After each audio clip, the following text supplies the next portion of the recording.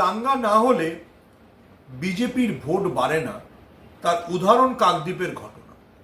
কাকদ্বীপে যা ঘটনা ঘটেছিল, কাকদ্বীপের নস্কর পাড়ায় কালী মূর্তি ভাঙার ঘটনা, সেটা প্রথমত অত্যন্ত অত্যন্ত নিন্দনীয় ঘটনা।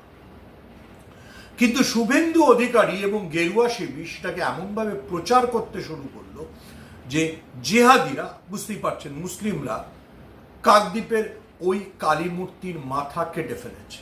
এবং সোশ্যাল মিডিয়ায় আমরা আজকাল শুধুমাত্র গেরুয়া শিবিরের মিথ্যেই দেখতে পাই। সত্যি কথা, গেরুয়া শিবির খুব কম বলে। সেটা ছেয়ে গেল যে কালী কি হয়েছে ওখানে নস্কর পাড়ায়। কাকদ্বীপের ঘটনা নিয়ে এমন একটা সাম্প্রদায়িক উত্তেজনা তৈরির চেষ্টা হচ্ছিল যেন যে কোনো মুহূর্তে পশ্চিমবঙ্গে দাঙ্গা লেগে যায়। কিন্তু কি হলো, কাকদ্বীপ পুলিশ মানে সুন্দরবনের পুলিশ সুপার সাংবাদিক সম্মেলন করে জানিয়ে দিয়েছেন যারা কাকদ্বীপে মূর্তি ভেঙেছিল তারা হিন্দু। আমি তার নাম করতে চাই না।